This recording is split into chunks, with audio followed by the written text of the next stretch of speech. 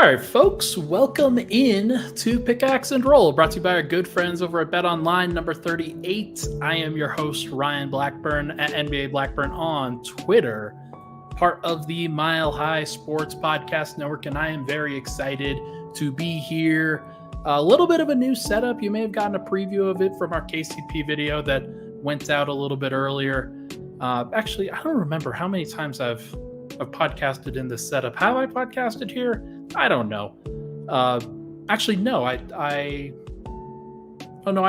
I did with Swipa over the weekend. So still trying to piece everything together. You know what I'm saying? But new setup. Still waiting for some things to get up on the walls. If you've got any recommendations for artwork, different prints that I could get, I'm obviously in the market for them. I think I'm going to get some MHS stuff as well, but would love to be able to fill this back wall with some things to be able to showcase the podcast, be able to showcase my tastes, and just vibe out. It's going to be great.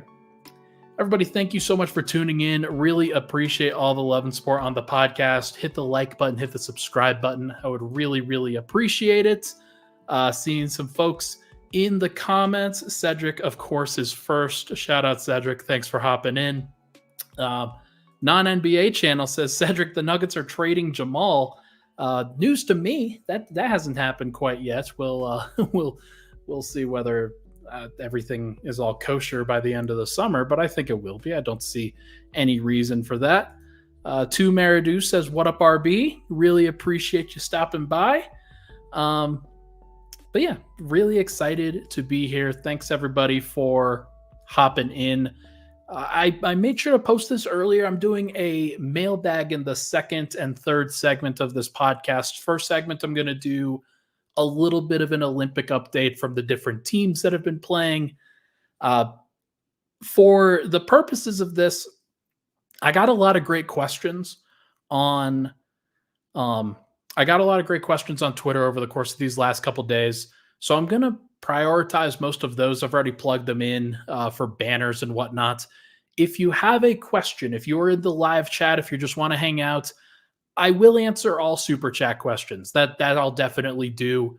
I don't know how many of the regular comments I'm going to get to today, just because there's a lot of stuff and I want to try to keep it under 50 minutes if I possibly can, because we're in the off season, folks. Let's just vibe out. Let's just have a good time. But hopefully we do. Hopefully there's plenty of great questions for sure. But I want to give some priority to the ones that are already asked. But if you have a question, super chat. That would be sick. Okay. First and foremost, hey, we've got Let's Talk Nuggets in the chat. That's kind of cool. Hello, Let's Talk Nuggets. Let's talk some Nuggets right now, but first we're gonna chat more about the Olympics. Actually, before that, I gotta pay some bills. This podcast, as you know, it's brought to you by our good folks over at Bet Online, the world's most trusted betting platform and your number one source for everything online sports betting.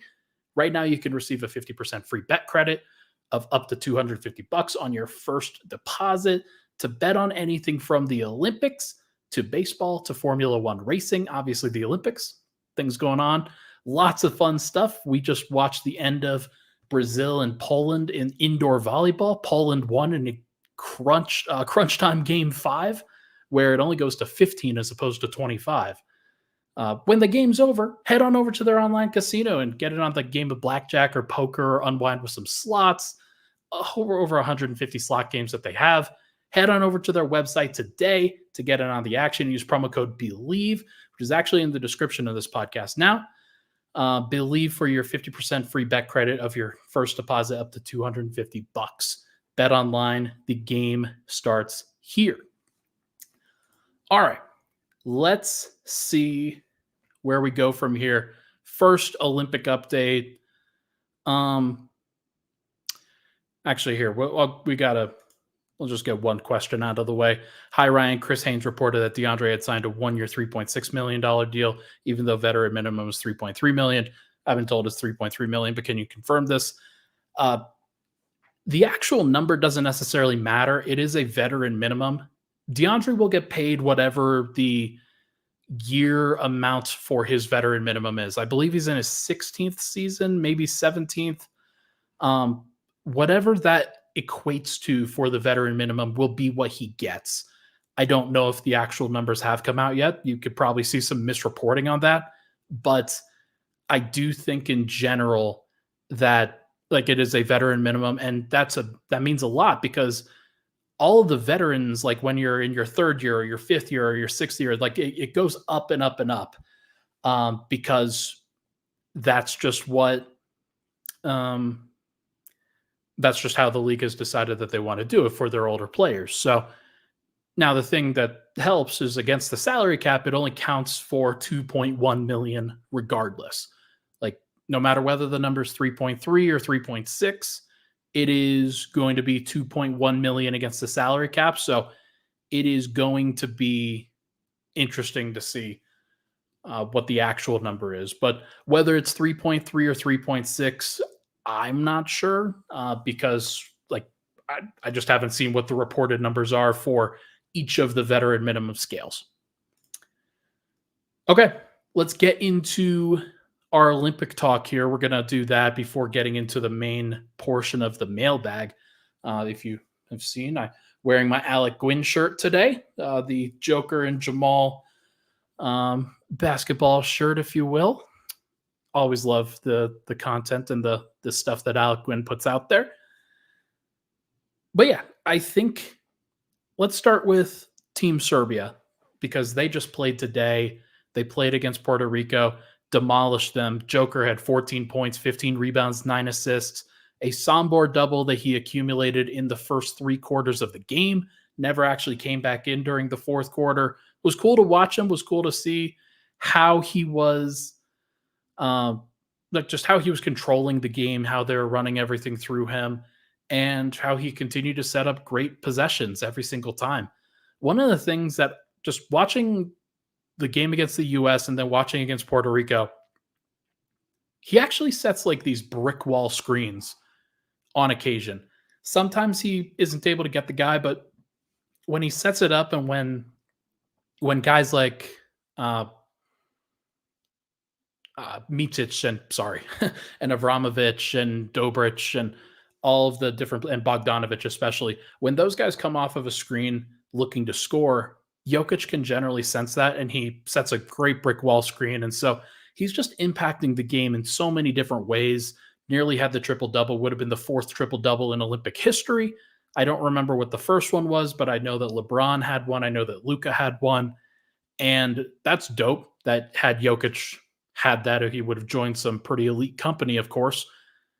But it doesn't necessarily matter that much. And Serbia got a big win. They won by, I think, about 40 points. And that really helps out their point differential after losing to the United States by 26 in the first game. So Jokic looks great. Team Serbia, they're playing great basketball. They don't necessarily make all of the shots, and sometimes Jokic and other guys will overpass a little bit trying to find the perfect play, but they constantly work for great possessions, and that really helps them generate consistently good ones.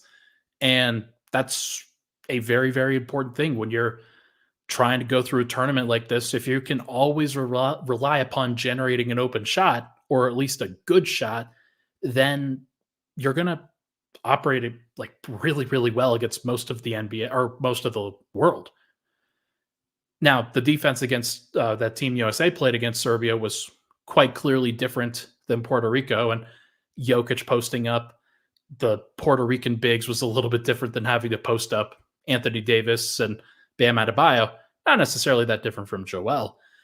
That's a joke, everybody. Just want to make sure everybody knows that. But I do think that Serbia is in a good spot. All they need to do is win this next game, and they will be into the top 8 guaranteed. Whether they get a high seed, because it's going to be seeded by point differential based off of the ties. Assuming USA goes 3-0, they'll win the group. They'll win it regardless because they already have the tiebreaker, I think, against Serbia. But it's going to be fascinating to see how the seeding all breaks down and if those teams operate on opposite sides of the bracket. It will be fascinating to see if because Canada's going to move on. They're 2-0. USA is 2-0. Serbia was 1-1, but if they win against South Sudan, then they'll be in. Be fascinating to see if Serbia and Canada have to go up against each other. That'll be funny. But I do think that Jokic looks fantastic. Jamal doesn't necessarily look great for Team Canada. Like it's kind of the elephant in the room here. And I retweeted something earlier today. Jamal answered a question from one of the Canadian reporters that's out there. And I thought had a really, really mature response about how it's not just about him. It's not about how many minutes he's playing. It's not about like other guys, like even around the NBA, like the NBA caliber guys are not playing as much as you would expect. It really is just about the world and about your team winning games. And fortunately, Jamal's struggles in Greece against Greece did not factor into a loss. They still were able to win the game. It was closer than they wanted it to be, but they still won. And then he looked a little better against, who did they play? Australia. They played Australia, and he looked a little bit better in that one for sure. I didn't watch it, but I watched some of the highlights after. He's moving with purpose. He's trying hard, and he's setting the table reasonably well for other guys. How he fits into the actual end game concepts when the score gets tight, when you're trying to generate good shots and opposing teams are hunting the weak link defensively. Like Jamal, I would guess, is the weak link among the primary Canadian guys. Like it's not Shea, it's not Dort, it's not Dylan Brooks for sure. Probably not RJ Barrett. I would guess that if it were me, if they were facing the USA, it would be the bigs where they're trying to go target Kelly Olynyk, Dwight Powell, guys like that, get them out, switched out onto guards, or like attacking them at the rim. That would be what I would target if I were the opposing team. But next up on that is probably Jamal. So him fighting and being a little bit more consistent on the defensive end, giving consistent effort, making sure that he's doing the right things for his team, it is more important than how many points he scores. No question about it, especially with the way RJ Barrett's been playing great. Shea Gilgeous-Alexander's clearly leading the team really well. But you still want to see Jamal score, right? You want to see the high level of scoring and explosive punch that he has as a scorer. It's his defining characteristic in the NBA, in my opinion, is just his ability to get hot, his ability to carry an offense, and to absolutely light the net on fire for a little bit. And that's not a surprise to me. That's not a surprise at all. It's also not a surprise that he struggled a little bit because clearly he's very hampered at various points. The injury has been a little bit tough. I'm going to be watching how he looks going forward, because what I will continue to try to stress to people, he didn't look good in game 1. He looked a little bit better in game 2, not necessarily great. If he just continues to look better and better, then maybe some of this can be put to bed a little bit. Maybe some of this can be put to rest. I know that people just want to see him score 20 plus, want to see him dominate, want to see him hit clutch buckets, and not be bothered by opposing defenses. That would be, I think, what everybody's hoping for. Whether we get that or not, we'll see. And then finally, Team USA, they look as dominant as everybody is hoping for. I'd say the starting lineup has, like in both games, has not necessarily been great, but off the bench, like their bench production has been tremendous. Anthony Edwards coming off the bench, Bam Adebayo had a really great game today. And that really is the separator between elite Olympic competition for the U.S. versus everybody else, is that the U.S.'s depth is just otherworldly. Now, USA switched up their starting lineup in this last game. Joel Embiid got a DNP-CD. I don't know if it was a rest thing. I don't know if it was a we don't think that you're fitting that well kind of thing. But either way, the U.S. broke up Anthony Davis and Bam Adebayo off of that bench lineup, and they moved Bam to the backup center. and they had AD started at the starting center. And obviously things looked pretty good for both of those units. Jason Tatum also started after he didn't play a single minute in uh, after he Jason Tatum didn't play a single minute in the first game and came in, didn't necessarily play that great in the second game, but still he's getting minutes. It's less of a storyline now, but was really interesting to see how the Western Conference guys are all playing a lot, and the Eastern Conference guys, the only guy that's really playing consistently is either it's Drew Holiday and it's Derek White. Like the other guys are all from the West. It's wild. My girlfriend came in and I missed the last 7 minutes. Joel still sucks. It's funny, man. Like, I don't know what it's ultimately going to be. Like, is he, like, hypothetically speaking, does the United States have a better chance going up against Serbia with Joel Embiid in the lineup? Because I'm not sure that they have a better chance with him versus some of the other guys with the other concepts. Because, like, you're not going to play through Joel. The team's not designed to play through Joel in the other context. So I'm not really surprised that he's struggling a little bit. But yeah, he's going to have to adapt, and he's a talented player. He'll do it. Whether he gets the opportunity to do it, we'll see. All right, let's take a break. When we come back, we are going to chat about all of the questions that you guys sent in to me. I think I've got a list of like 25, 30 questions or so, and we'll just rattle off those and have a good time. It's going to be great. Really appreciate everybody for stopping by, and we'll have some fun with it. This should be fun. But first, this podcast, as you know, it's brought to you by our good friends over at Number 38, who are the home base for Mile High Sports watch parties. They do a great job of taking care of you. You put on the wristband at the beginning, you scan it, you get a beer, you get a drink, whatever it is that you're looking for. You could get some food, you bring it to your table, you scan it again, and that's how you rack up your tab. It's a great system that they have. They've got indoor-outdoor seating. They've got an outdoor patio area. It's a lot of fun to be there, especially when there is a venue, like when there's an actual event going on. So when we have our MHS gatherings, whether it's for the Broncos or the Rockies or the Nuggets, make sure to head out there. $15 pitchers. Let them know that you came from Mile High Sports. We'll be right back on Pickaxe and Roll.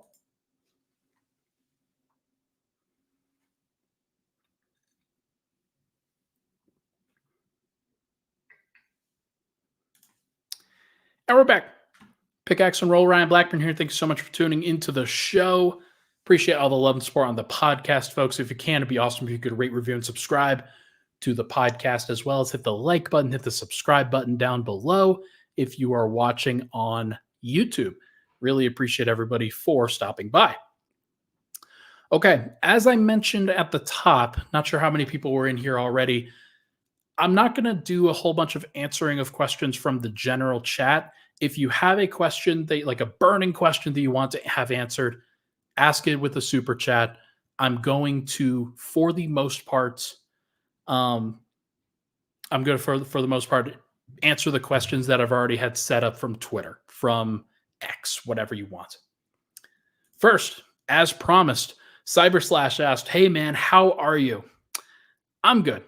I'm good. This has been it's been an interesting move. The last month of my life has been extremely complicated and busy, and trying to figure out whether I was going to do this full time. If any of you missed it, I will be back again next season doing Denver Nuggets coverage, Pickaxe and Roll, everything in between for Mile High Sports.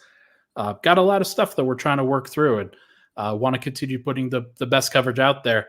But between moving, between roommate drama, things like that, just it's nice to be able to relax, to sit here and just make things happen in a more comfortable setting. I'm very happy to be at this new spot. NBA Chicken asked, "How was the move?"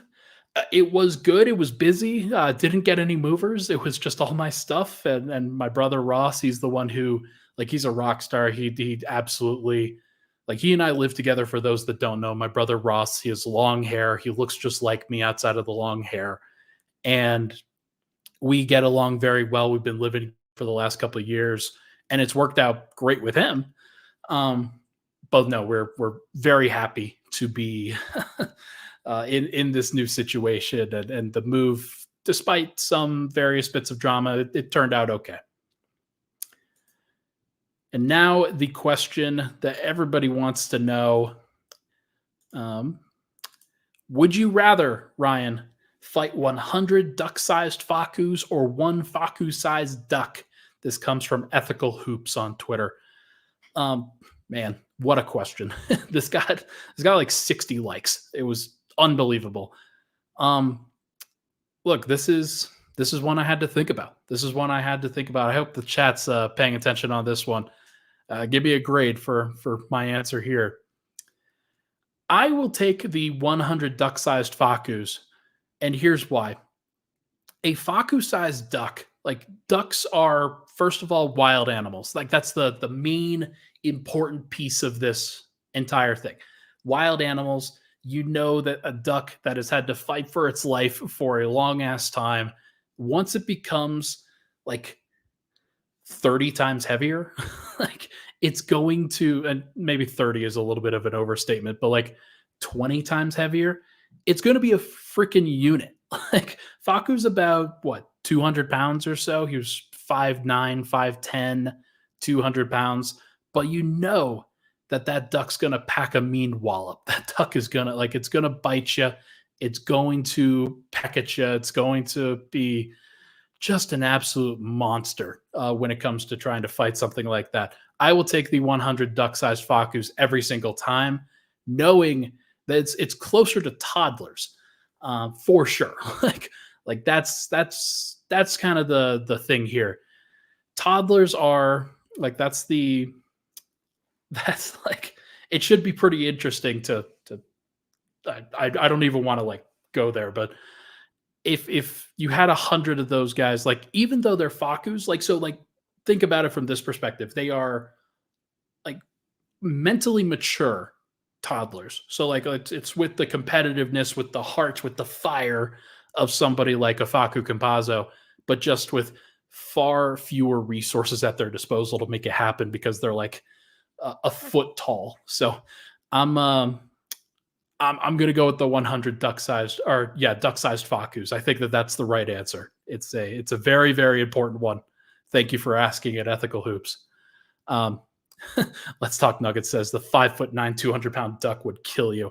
I agree. Believe me, I know my limitations. That would be a unit. Like think about all of the. Oh man, that's just tough. That would be a tough one for sure. I'm not one of those guys that's like, oh yeah, I could probably beat up a shark. I could probably like beat up an alligator or whatnot. Like I know people go alligator wrestling and they do that thing, but like I know my limitations. I'm not gonna sit here and be that. Man, it's gonna be. We got to do the tier list at some point. I'll make sure to boot up a tier list when we get bored late in August, and we could do the animals that Ryan could fight. We'll make sure to get the help from the chat for sure. All right, let's get back to this basketball question. What will it take for guys like Peyton Watson and Julian Strother, younger role players, to be trusted by Malone late in the season? This comes from Zach Slavic on Twitter. This one's going to be fascinating, I think, because both of those guys have to play. Like kind of how it was this last year. Christian Braun had to play. Peyton Watson had to play. Christian Braun played like, 1,600, 1,700 minutes. I think that Peyton Watson played about 1,500 himself. Like he was very much in the rotation. Very much a guy that Denver trusted. Maybe not with everything that they needed. They ultimately benched him in the playoffs.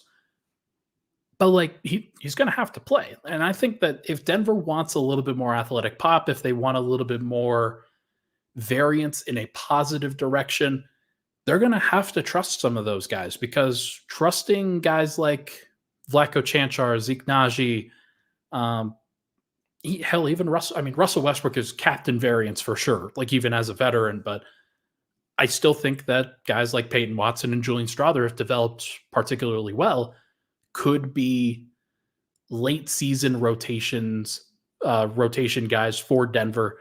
I think that Peyton Watson, he's probably not going to be the sixth man. It's probably going to be Russ, just based off of the rotation from Michael Malone this last year. I would expect Russell Westbrook to probably average about, actually, that's the next question. I'd expect him to be the sixth man. And I would expect Peyton Watson to have a slightly larger role than he had this last year, probably about 20 minutes per game. And then Julian Strawther probably fills in where Peyton Watson was this last year, which I think was about 18 minutes a game. So he'll be close to the eighth or ninth man. That would be my expectation for him. And then if Denver can, what is it going to take for Malone to trust those guys?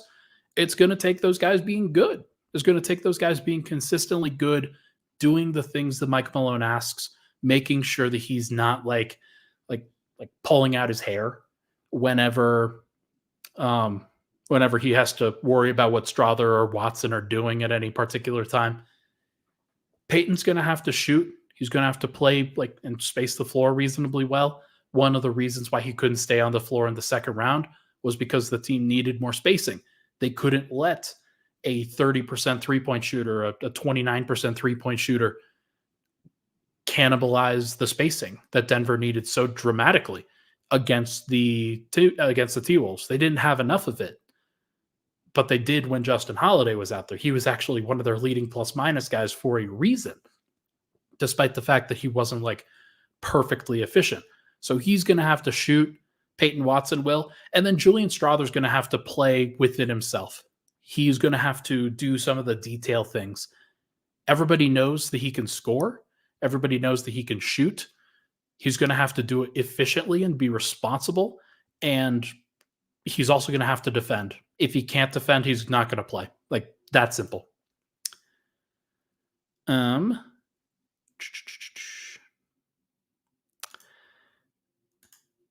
One of the new members for Nuggets Twitter is this Beastbrook account from one of the Russell Westbrook fan accounts. At Beastbrook0 says, how many minutes do you expect Russ to average on the Nuggets? Reason why I didn't answer it this last one was because I was going to answer it now. I think that a good approximation is about where Reggie Jackson was, which I think was 22 minutes per game. And the reason for that is because I think that Jamal Murray is going to play about the same. He's probably going to play about 60 games. He's probably going to, Russ will be the starter in those cases when Jamal Murray is out. I don't expect them to slide in Peyton Watson or Julian Strawther into the starting lineup. I expect it to just be Russell Westbrook. And that means that there will be 22 games or so that Russ starts. And that's a fair amount of time to build up 30 plus minutes.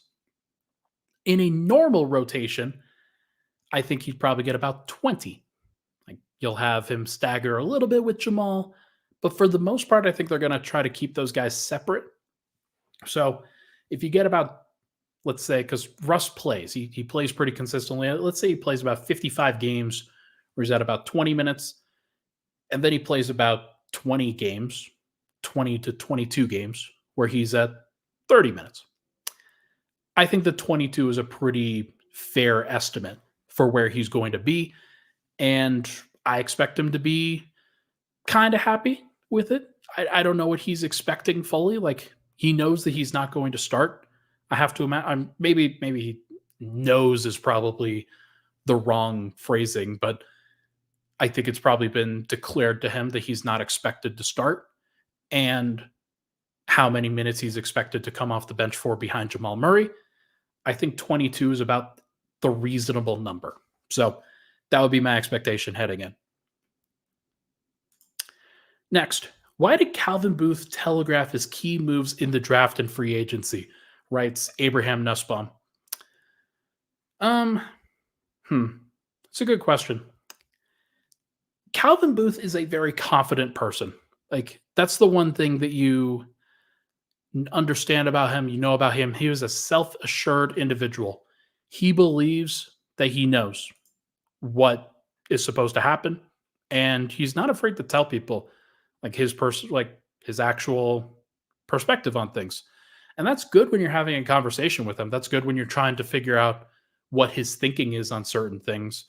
It's not necessarily good when you're trying to like operate the subterfuge game of NBA free agency and trades and draft and things like that.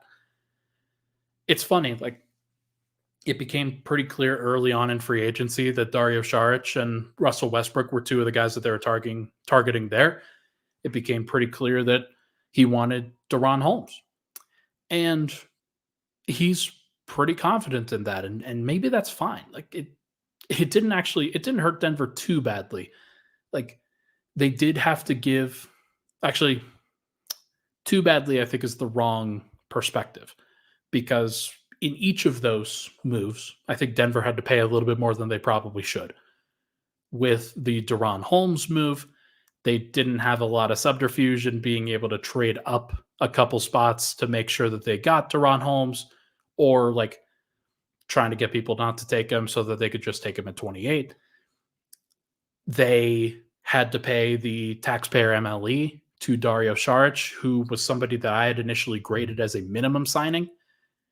And they had to give a 2-year minimum to Russell Westbrook, who I talked about this earlier about the DeAndre Jordan situation. That is a 1-year minimum, which means it counts for $2.1 million. This is a 2-year minimum contract that the Nuggets just signed Russell Westbrook to. That includes a player option, which means that they're getting him a little bit extra money, I think, or at least maybe a little bit of an extra guarantee. But it also counts against the cap a little bit higher. I think it's also so that Russ could recoup some of the value that he received after being waived by Utah after getting traded from the Clippers. So, look, there's something to it. He got the guys that he wanted, and if it works, then it works. And who are we to all judge? Like, if that's the job of a good GM, is you want to get the guys that you believe are going to help you win a championship. And if Denver wins a championship, or if they're very close and like it's clearly that they are in a good position to win the championship, then there can't be that much complaining happening. However, if these moves are wrong, then not only are they wrong, then they kind of Denver paid a little bit too much in order to actually make it happen. And yeah, I don't know. There's a lot of things I don't necessarily agree with for the way that Calvin sort of approaches that subterfuge game for sure. But it is what it is. It is what it is. Couple more questions here, then we will take a break. Ivy1120 had a couple questions. Have you ever played an instrument? My parents back in 6th grade, they tried to get me to learn the guitar. I did not take to it that well. I had too many other things going on. I did not want to sit down and learn how to play the guitar. It would be cool to know an instrument. I think if I had to choose something, it would be piano. Just something that's very easily translatable. But I don't know an instrument. I've got to actually, I'm not going to say that on the podcast because then I will be asked to sing. That is not happening. And then Nivy asks the second question: what is the best view in Ball Arena? Like, which section or place would you, Ryan, rather watch from? There's a couple of places. Most people will say just courtside, and there is something to that. Watching at floor level is really cool. There are some things that you miss, especially when you're at a situation where, like, let's say the stanchion is blocking your path, or let's say there's people standing in your way. Then sometimes you'll miss some things from an evaluation standpoint. But I like being like just further back from club level with a little bit of elevation. Where I'm at with the Nuggets basically is above the tunnel where the Nuggets enter from. They will enter out of the locker rooms. They'll run through the tunnel. I actually sit in the section that is right above that actually sits on top of that tunnel. That's not a bad place. I think if I could just like move that to the middle and like be perfectly centralized, that would be better. But like, not really complaining. It's a really good spot. I'm pretty comfortable with it. But the real answer to the question is like floor level, probably 5 or 6 rows back. That would be my, and like with a table where I can like have a clear vantage in front of me, making sure that nobody's blocking my way. That would be sick. All right.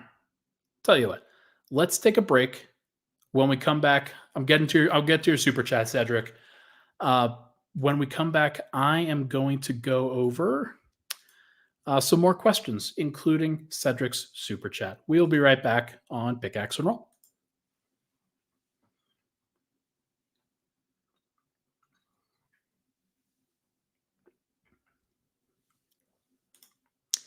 All right, back at it. Pickaxe and Roll, final segment. Thank you so much for tuning into the show. Like I said, going to try to keep it to about 50 minutes. Going to do my best. I'll stretch out some of these questions as well. There's a lot of good ones in here. So if I get to your question, great.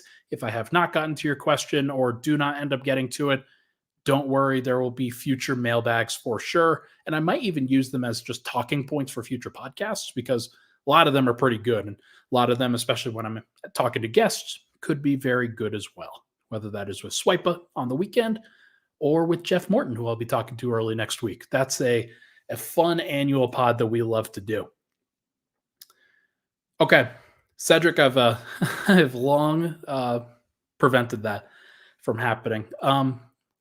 Cedric, $1.99 super chat. Thank you so much, my friend. What's the outlook on Jamal's contract extension? Look, I've been told not to worry about it. I've been told, like, even after my reporting, I've been told that, look, it's going to get done. Just waiting for the Olympics to end. I think there are certain stipulations that are in there that Jamal decided, hey, he didn't want to sign it away immediately. When he gets back from the Olympics, he might feel a little bit differently. I wonder if the Nuggets feel a little bit differently after the Olympics and they decide to play a little bit more hardball themselves, just with the way that Jamal's not necessarily looked great. But from what I've heard, from what I've been told, like the 4-year, $209 million contract extension is still on the table and that he'll sign it.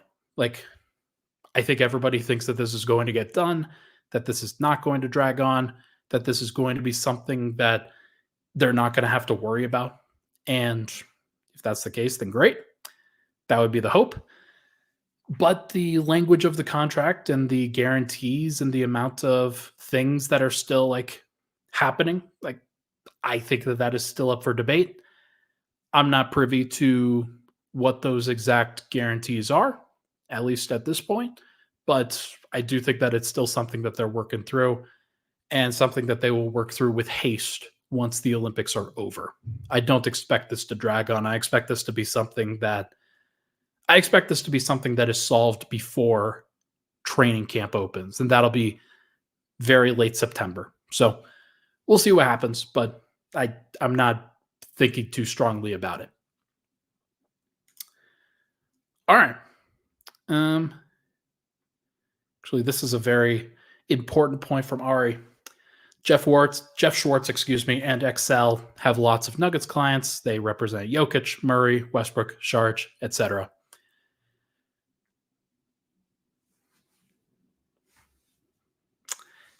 Absolutely. That is a very important point. Agencies matter. And Excel they have a strong tie to the Nuggets, we'll say. Okay. Let's continue with some of the questions. MW Musgrove asks, what's the best book you've read the last couple of years? What a great question, because I don't necessarily get around to, like, I like to listen to audiobooks. I don't do a bunch of reading. I do a bunch of audiobooks, which some people say same thing. Some people say it's completely different. There's same stories. I have a very distinct taste in literature right now. It's fantasy literature. I've actually been thinking about starting up a second YouTube channel that is entirely focused on like fantasy literature and things like that, where just breaking down different books, doing some interesting different content. Let me know if that's a stupid idea or not. But um, I've been reading The Wandering Inn from it's a very like off the wall kind of book, uh, almost like a lit RPG, literary role playing game kind of book. I've done the lit RPG stuff before, but this is a little bit different. It's very much more story based, character development based, not necessarily rooted in like, oh, it's a video game that you're being orated about in a audiobook story. No, this is actually like a very interesting story. They are long books, and there are several of them, and the series is not even close to being done yet. So if you're one of those folks that likes world building, that likes a kind of like a Game of Thrones style or Lord of the Rings style world built, where you get a lot of different layers built into it, and an author then puts in a lot of time and effort and energy into constructing a world that makes sense. It's a good book. It's a really good series, and I love that. I think that that's a I think that it's a great series that especially people around my age, especially like us nerds unite, that we would definitely like. So if you're interested, that's a good one. Brandon Sanderson books are always great. I'm currently reading the Mistborn series. I've read The Way of Kings and the Stormlight Archive. I'm going to try to go through those in order. But it's those kinds of books that I really like. I like worlds that are built just like that's a little bit of a transportation opportunity into a different world away from this one, if you will. All right. Nuggets question again. CBiz asks, would the Nuggets have handled the KCP situation differently if they had won the West or another championship? Probably. Probably so. I gotta imagine that the team wouldn't have broken up the starting lineup if they like maybe they would, but maybe I'm crazy. But to me, I wouldn't I would not I would not have broken up a starting five like that, especially if Denver had won a second championship. Even if they hadn't, like we still kind of walk through the debates and the benefits and detriments of letting KCP go, getting under the second tax apron. If there was no second tax apron, I think this is no question. I think you just keep KCP, you pay what you need to pay, keep the group around, make sure that you're as good as possible. That's not what happened, obviously. Denver has to navigate different waters than they had to at various points. And I think that the KCP situation is really emblematic of that, where they looked at a guy who's 31, I think, and they're like, you know what? We've got a younger version of you on the roster. We think that Christian Brown can develop into what you're doing. And he's going to be on a rookie contract for another couple of years. When the TV money kicks in, Christian Brown will probably earn about the same amount of money that KCP just signed for 3 years, 66 million. I would expect him to get like a 4 year, 88 million kind of deal. Christian Brown by the end of that. So whether that's agreed to by an extension or whether they let it go to restricted free agency, I don't know. But Denver's got so much, like their path is like surrounding Jokic and Murray specifically with a rotating amount of money, rotating contracts, making sure they don't ever get too expensive, that when their really expensive pieces kind of age out, they let those guys go. Now, how that bodes for Michael Porter, for Aaron Gordon, we will see. But Bruce Brown already walked, KCP already walked, and Denver's been trying to replace them internally. So I would expect that the same is most likely going to happen to Aaron Gordon and Michael Porter eventually. Or not. We'll see. I think we'll have to figure out like who, like, it's a long year. Denver will probably be in a different situation going forward. But if they had won the West or even another championship, they probably keep KCP. If you've been watching the Olympics, what's your favorite sport besides basketball? Asked by King O'Land Baby. It's a good question. Enjoyed watching the gymnastics a little bit. Enjoyed watching the U.S. pommel horse champion with glasses, help the U.S. team secure gold. Obviously, enjoy watching Simone Biles. Like, she's dynamic. Katie Ledecky today was the like with swimming was fantastic to watch. I tend to probably just go more for the stories rather than the specific sport. If I had to watch another sport though, it's probably volleyball. Volleyball is very competitive. It's one where like just watching just watching Brazil Poland before this, and like it's a crazy amount of air that those guys are getting. It's very similar, I guess, to basketball players where they have to go above the rim. Volleyball players going above the net consistently at just jumping 11 feet in the air, like doing what they can to get an advantage over the other. And it's a lot of fun to watch. Very, very like athletic. And there's a variety of different ones that I could watch though. And if you guys have it in the comments, if you've got a better one, then let me know.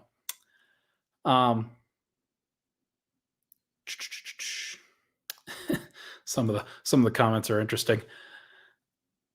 All right, couple more here, and then we'll get out of here.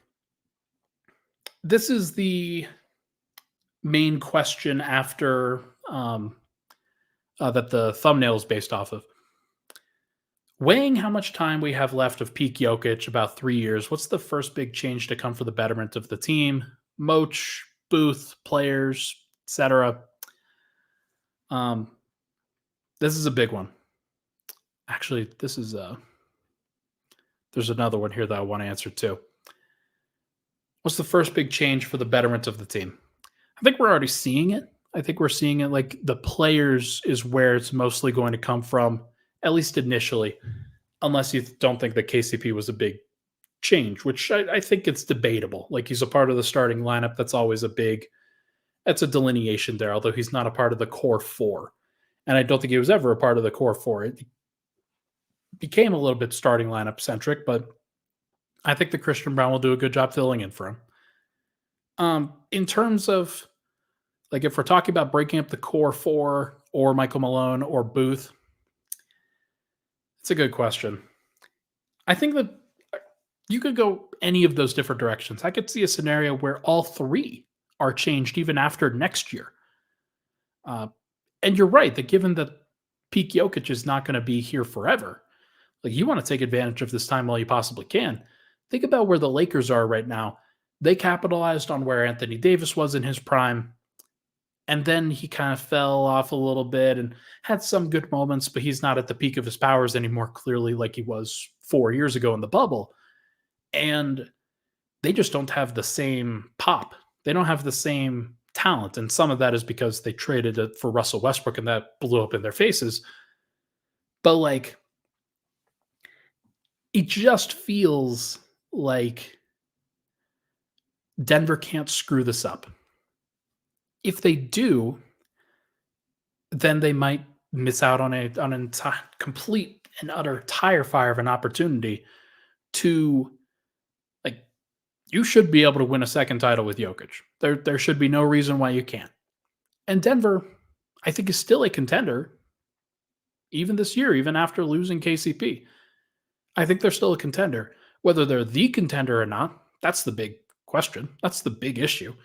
And that's going to be something that Nuggets fans are going to have to struggle with, that they are already struggling with. Nobody really knows what the Nuggets need at this point. Like, actually, I think everybody kind of knows what they need. They need their guys to be healthy. They need their guys to be dynamic. They need their guys to be good. They need Jamal Murray at his peak level. They need Michael Porter at his peak level.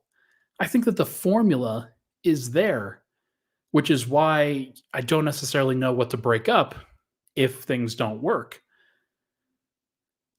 Calvin Booth's in the final year of his deal. He's probably the main one that I would say is most likely to be gone. Michael Malone, I think he's got 2 years left on his deal, but coaches very rarely go into the final year of their contract without any security at all. So I could see it being a situation. I could see it being Calvin Booth. I could see it being Michael Malone. I could see it being one of Aaron Gordon, Michael Porter, or even Jamal Murray. Like, everything has to be on the table, unfortunately. Like, once you lose in the manner that Denver lost this last year, you got to start opening up Pandora's box a little bit and realize, hey, doesn't go on forever, man. Jokic isn't going to be the best player in the world forever. He is right now. He might still be in next year. He might still be in a couple of years. Any time beyond that, I think you have to fundamentally change how you build the roster. And you can't put as much pressure on Jokic to be the best. You can put pressure on him to be a top 10 player beyond like the next couple of years. But beyond, like, you can't ask him to be the greatest ever all the time, because they've had to have him be the greatest player. One of the, like, he's had maybe the most dominant statistical stretch in NBA history over the last 5 years. He's been unbelievable. And asking him to do that consistently over and over and over again, he's going to get burned out. He's going to get tired. Denver needs to do a better job of surrounding him with the most amount of talent that they can. So we'll see. We'll see. I think that changes could be afoot if things don't go that well. That's for sure. All right. We will see what ultimately happens with this Nuggets team. But for now, I think that is going to do it on this particular episode. I've still got so many questions, folks. There were a lot of great ones, and I apologize if I didn't get to your question, like I said, but there's plenty that we can get around to. There's plenty that we should have fun with. I will do some more Q&A with Swipe. I'll do some more Q&A with Jeff Morton. Should be a lot of fun. I'm looking forward to that for sure. But for now, hit the like button, hit the subscribe button.